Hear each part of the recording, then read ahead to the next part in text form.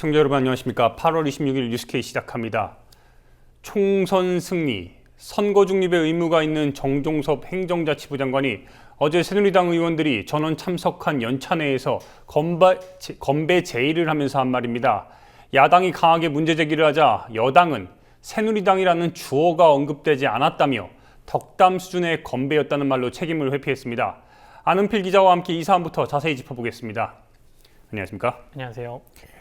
네, 방금 전에 말씀드린 대로 이 정종섭 행자부 장관이죠. 어제 새누리당 의원들이 전원 참석한 연찬회에서 총선 승리라는 건배 제의를 했습니다. 논란이 커지고 있다고 하던데요. 예, 그렇습니다. 새누리당은 어제부터 오늘까지 1박 2일간 연찬회를 열었습니다. 이 자리엔 최경환 경제부총리, 정종섭 행정자치부 장관 등 정부 내각 주요 인사가 대거 참석했습니다. 당정은 한몸이라고 강조해온 김무성 대표의 말처럼 화기애애한 분위기였던 것으로 전해지고 있는데요. 문제는 정종섭 장관이 건배 제의를 하면서 새누리당 의원들을 향해 자신이 총선이라고 외치면 필승으로 답해달라고 한 점입니다. 선거 중립을 지켜야 할 공무원이 새누리당의 선거 승리를 기원한 셈인데요.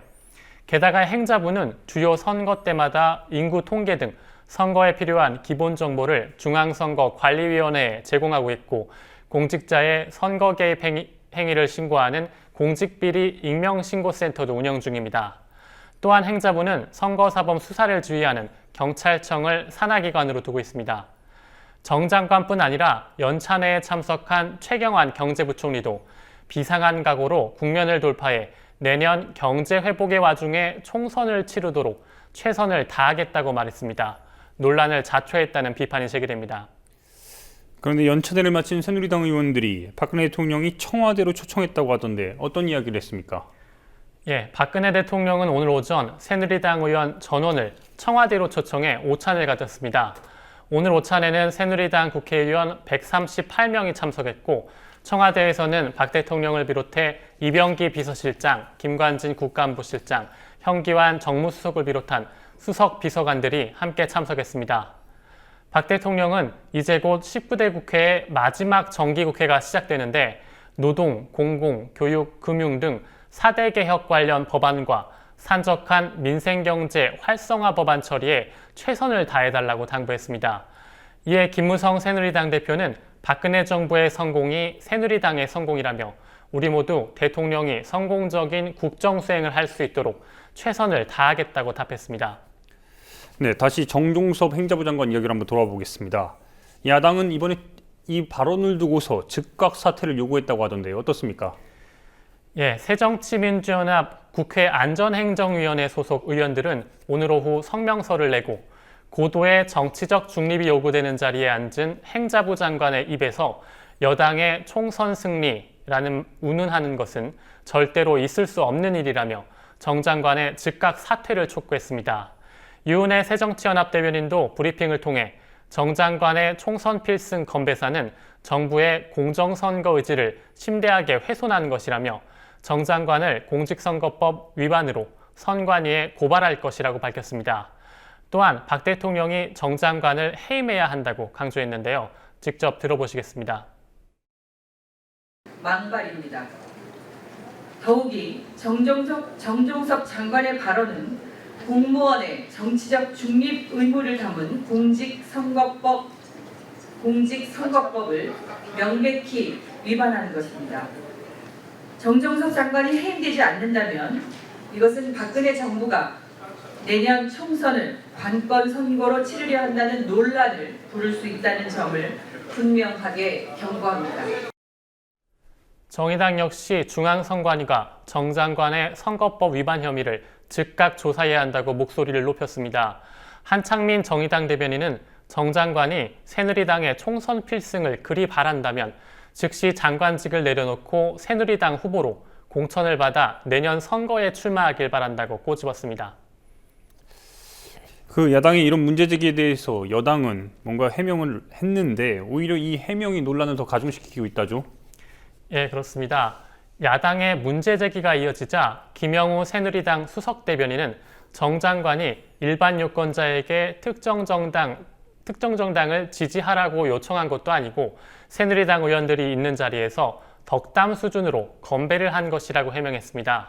김 대변인은 엄밀하게는 새누리당이라는 구체적인 명칭도 하지 않았다며 건배 구호까지 당리당략과 정치적으로 이해하는 것은 지나친 처사라고 반박했습니다. 정 장관이 총선 승리라는 건배사를 했다는 건 부정하지 못하고 다만 특정 당을 언급하지 않았다라는 이른바 주어가 없다 류의 해명인데요.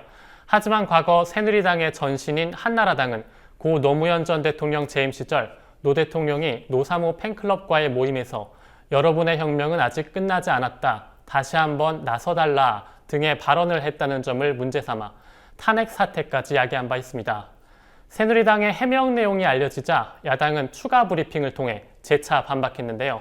유은혜 새정치연합 대변인은 새누리당 의원 연찬회장에서 총선 승리라고 한 건배사가 설마 야당의 총선 승리를 의미하는 것이겠는가라고 반문했고, 정청래 의원은 2007년 BBK 사건에서 나왔던 변명이 연상된다고 말했습니다. 보았습니다. 마치 2007년 BBK는 내가 설립하지 않았다는 내가 주어가 빠져서 문제될 게 없었다 하는 웃지 못할 변명을 연상케 합니다. 2004년 노무현 대통령은 여당인 열린우리당이 총선에서 잘 됐으면 좋겠다. 이 말 한마디로 탄핵까지 당해야 했습니다. 네, 지금 문재인 대표 관련된 소식도 하나 있죠. 지난번에 남북 관련해가지고 뭔가 경제 관련해서 이슈를 던졌는데 이번에는 구체적인 실천 방안을 제기했다고 합니다. 어떤 내용입니까? 예, 문재인 새정치연합 대표는 오늘 남북 합의 6개 항목 중에서 4개 항목에 대해 구체적인 실천 방안을 정부에 제안했습니다. 역시 평화가 경제입니다. 우리 경제의 먹구름을 들이우고 있는 중국, 미스크 등 악재들을 극복하고 경제의 활로를 다시 열기 위해서는 남북관계 정상화와 경제협력 확대가 반드시 필요합니다. 이제는 합의를 실천에 옮기는 것이 가장 중요합니다. 이를 위해 4가지를 제안합니다.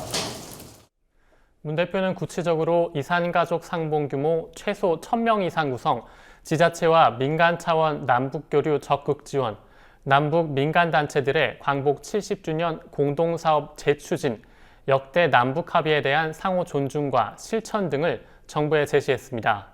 문 대표는 앞서 한반도 신경제지도 구상을 밝히며 남북 협력을 통한 경제 발전을 강조하기도 했습니다. 한편 새정치연합은 오늘 박지원 의원을 위원장으로 임명한 한반도 평화 안전보장 특별위원회의 첫 회의를 열기도 했습니다. 문재인 대표의 통일 행보에 한반도 평화 특위까지 열리면서 당분간 새정치연합은 남북관계 문제에 집중할 것으로 보입니다. 네, 새정치연합 관련해가지고 다른 소식도 한번 알아보겠습니다. 안철수 의원이죠. 이번에 이 선거제도에 관련해서 뭔가 입장을 밝혔다고 하던데요. 예, 내년 총선 선거제도를 둘러싸고 여야 갈등이 풀리지 않고 있는 가운데 안철수 새정치연합 의원이 중선거구제 도입을 제안했습니다.